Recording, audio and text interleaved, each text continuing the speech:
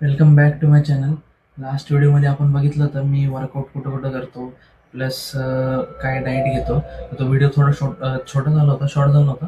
But मी आज आपला आहे शोल्डर अँड चेस्ट डे. तर आज मी होम वर्कआउट दाखवणार आहे पूर्ण, की वर्कआउट काय काय करतो आणि कोणत्या टायमाला करतो. आता सकाळच्या टायमाला तर मी जास्त करून ग्राउंड ॲक्टिव्हिटी करतो आहे आणि संध्याकाळच्या टायमाला जिम करतो. तर आज आपलं चेस्ट आणि शोल्डरसाठी तर मी वर्कआउट तर दाखवणार आहेच.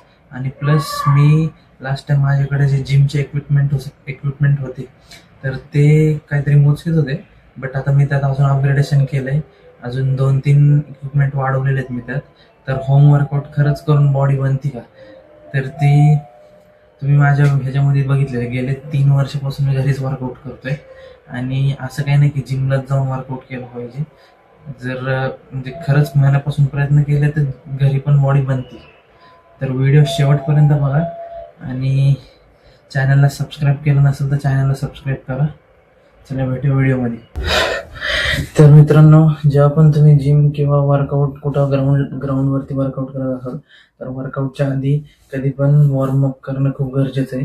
कारण तुमची जी बॉडी आहे ती वॉर्मअप होणं खूप गरजेचं आहे. नाहीतर जे इंजरीज असतात, जसं की नस पूर्ण आपली जी नस आहे ती अवघडते. त्यामुळं कधी पण वर्कआउट करायच्या आधी वॉर्मअप कंपल्सरी करायचा.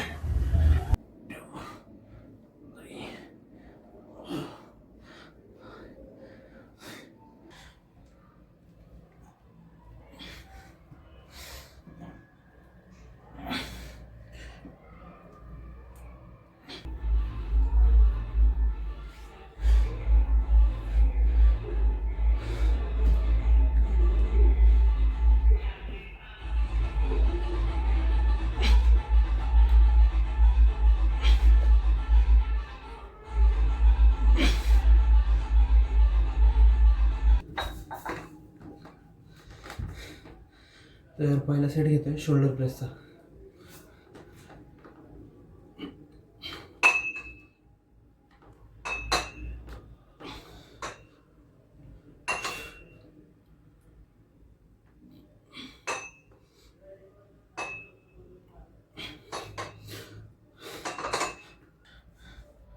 सेकंड सेट घेतोय लॅटरल प्रेसचा.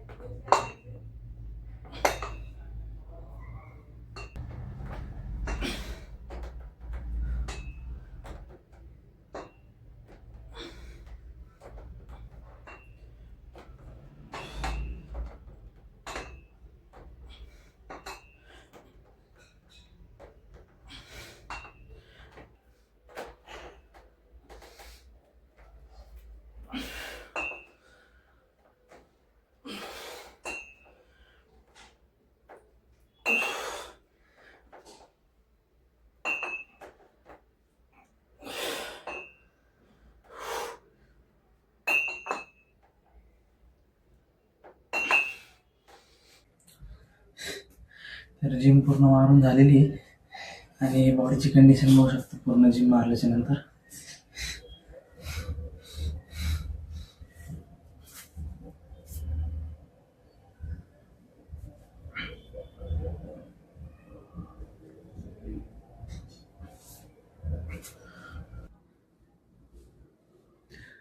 तर वर्कआउट झालेलं आहे आपलं पूर्ण.